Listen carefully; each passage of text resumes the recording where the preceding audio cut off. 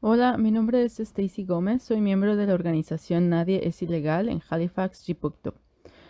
Somos una organización que trabaja en solidaridad con los inmigrantes, incluidos los trabajadores migrantes aquí en Nueva Escocia.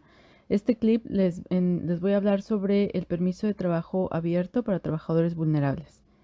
Esta es una solicitud que puede hacer si se encuentra en una situación en la que esté sufriendo abuso por parte de su empleador o si está en riesgo de sufrir abuso. Cuando hablamos de abuso físico, psicológico, financiero o sexual, y también dentro del contexto de la pandemia, si es que su empleador no está respetando los protocolos de COVID-19. Entonces, ¿para qué es este permiso? Si solicita este tipo de permiso de trabajo y es aceptado, entonces se le daría la posibilidad de trabajar en otro trabajo hasta por 12 meses, aunque también podría ser por menos de 12 meses. Y podría encontrar empleo con otro empleador. El trabajo podrá ser en el sector agrícola o en otro sector. Podría estar, también usted podría estar trabajando en otro lugar de Canadá. Es un proceso gratuito el solicitarlo, pero es un proceso bastante laborioso. Tendría que escribir una carta a detalle del abuso que ha experimentado y del impacto que ha tenido en usted. También tendría que completar un formulario que hace preguntas como el nombre completo, la dirección, el estado civil, quién es su pareja, cuáles son los últimos 10 años de su experiencia laboral.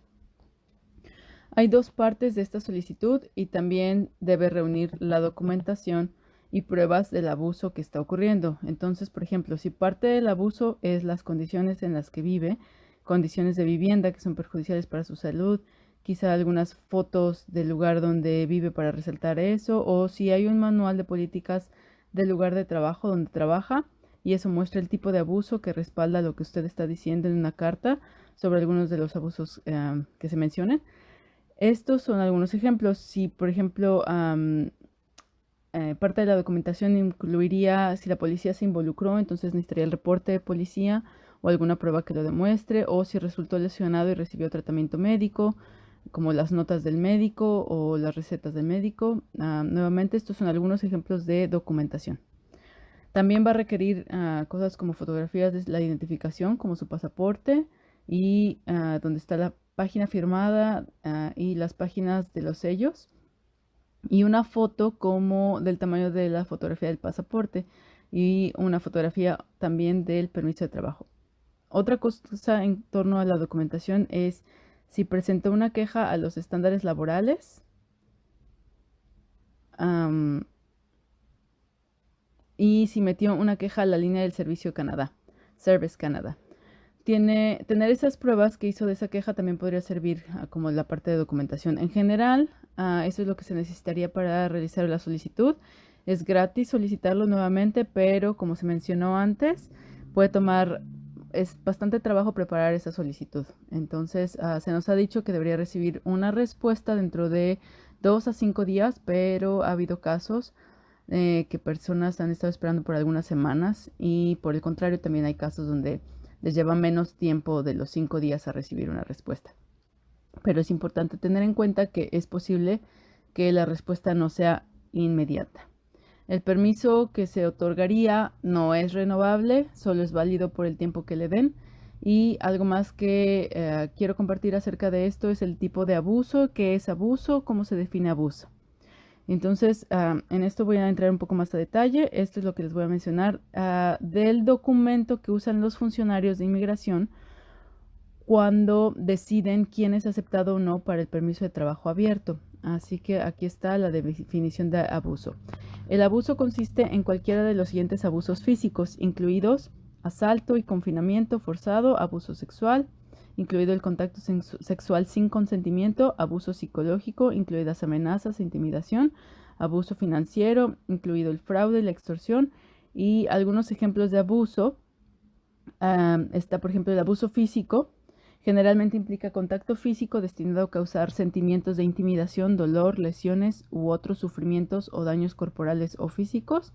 También puede incluir afecciones perjudiciales para la salud física. Algunos ejemplos son golpear, alimentar, abofetear, asfixiar, quemar o empujar a un trabajador de una manera en que resulte o pueda resultar en una lesión, confinamiento de un trabajador a su residencia habitual o en otro lugar, También las condiciones de vida que el empleador proporciona como alojamiento son inseguros o insalubres o son lugares de riesgo para la salud de los trabajadores. Obligar o presionar a un trabajador para que trabaje en condiciones inseguras o que presente un riesgo para su salud. Obligar a un trabajador a consumir drogas o alcohol o comportarse de forma ilegal en contra de su voluntad y posiblemente crear dependencias. Bajo la categoría de abuso sexual esta es la descripción. El abuso sexual generalmente abarca cualquier situación en la que se usa la fuerza o la amenaza para obtener su participación en una actividad sexual no deseada, así como para obligar a otra persona a tener relaciones sexuales en contra de su voluntad.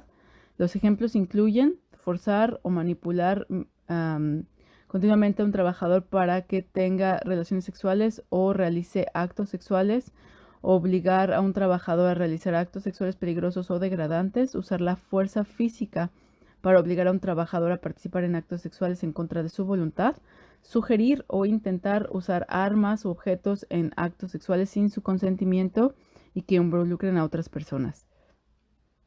O también completar un acto sexual que involucre a un trabajador que no pudo entender la naturaleza o condición del acto y no pudo ser incapaz de declinar o de decir no. La participación o incapacidad para comunicarse es como la falta de voluntad para participar en un acto sexual, por ejemplo, por enfermedad o discapacidad, la influencia del alcohol u otras drogas, o bien la intimidación o la presión. En cuanto a abuso psicológico, en general, el abuso psicológico es un patrón de comportamiento coercitivo o controlador, amenazas repetidas o ambos. Los ejemplos incluyen insultar, intimidar, humillar, acosar, amenazar, incluso con respecto al estado migratorio o la deportación. Insultar, gritar, culpar, avergonzar, ridiculizar, faltar al respeto, criticar a un trabajador, controlar lo que un trabajador puede y no puede hacer, amenazar a un trabajador con asesinato, intimidación o daño de un trabajador con un arma punzocortante, pistola u otro objeto que utilice. También usar creencias religiosas o espirituales para manipular, dominar o controlar a un trabajador. En cuanto a abuso financiero, esta es la descripción. Es una forma de abuso en la que una persona tiene control sobre el acceso a recursos económicos de la víctima.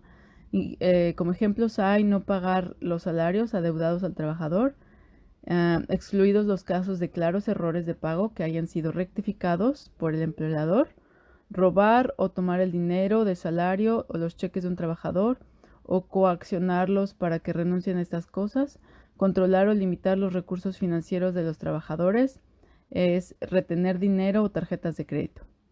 En cuanto a explotación de los trabajadores, el recurso financiero requiere que un trabajador deposite dinero en una cuenta bancaria con fines fraudulentos, que monitoree el empleador cómo un trabajador gasta su dinero, que gaste el dinero de un trabajador sin consentimiento del trabajador o que cobre una tarifa del trabajador por un trabajo que no existe.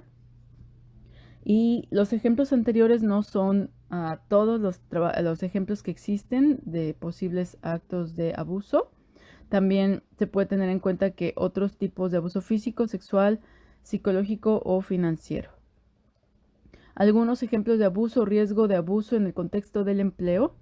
El abuso y el riesgo de abuso pueden incluir, entre otros, lo siguiente: el empleador o un tercero o ambos han abusado del trabajador migrante al cobrarle tarifas de colocación o contratación basadas en promesas falsas o información engañosa, con fraude, amenaza para controlar o explotar al trabajador. El trabajador migrante es acosado repetidamente, por ejemplo, comportamiento físico, verbal, no deseado, que es ofensivo o humillante por parte de un compañero de trabajo en su lugar de trabajo. El trabajador inmigrante es amenazado por su empleador si se queja de sus condiciones laborales. El trabajador inmigrante ha salido de una situación de abuso, pero correría riesgo si lo abusa de abuso si es que regresa al lugar donde ha salido. Obligar o presionar al trabajador o realizar un trabajo que contravenga una condición de su permiso de trabajo. Por ejemplo, trabajar para un empleador diferente que se indique en el permiso o realizar diferentes tareas laborales, reconociendo que esto pone en peligro el estatus del trabajador en Canadá. que es una forma de participación forzosa en una actividad ilegal y que puede ir acompañada de más amenazas de intimidación o de abuso. Y dentro de el marco es posible que el trabajador migrante no esté sufriendo directamente el abuso, sino tal vez está en una situación en la que sus compañeros de trabajo estén siendo abusados por el empleador, lo que pone en riesgo de experimentar una situación abusiva a ese empleado. Ahora, con respecto a COVID-19, los cambios en los requisitos para empleadores y empleados, así como los estándares federales y provinciales para las condiciones laborales. Los siguientes pueden considerarse ejemplos de abuso o riesgo de abuso. Si es que el empleador está en violación de los requisitos y condiciones que por los que pone en riesgo la salud de los trabajadores y en algunos casos de la salud pública, por lo que esto incluye ciertas condiciones laborales y condiciones de vida que no respeten los protocolos de COVID-19. Esto pone en peligro nuevamente la salud de los trabajadores y también el de la comunidad en general.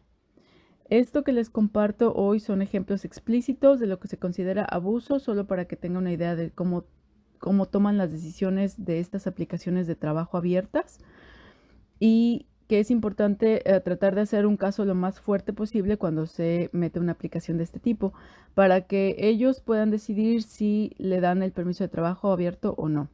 Esta es una información sobre este permiso de trabajo abierto para trabajadores vulnerables, algunos ejemplos de abuso y algunos de los formularios y pasos requeridos que deberían tomarse en cuenta. Si tiene más preguntas, no dude en comunicarse conmigo. Estoy en WhatsApp. Mi número es 902-329-9595.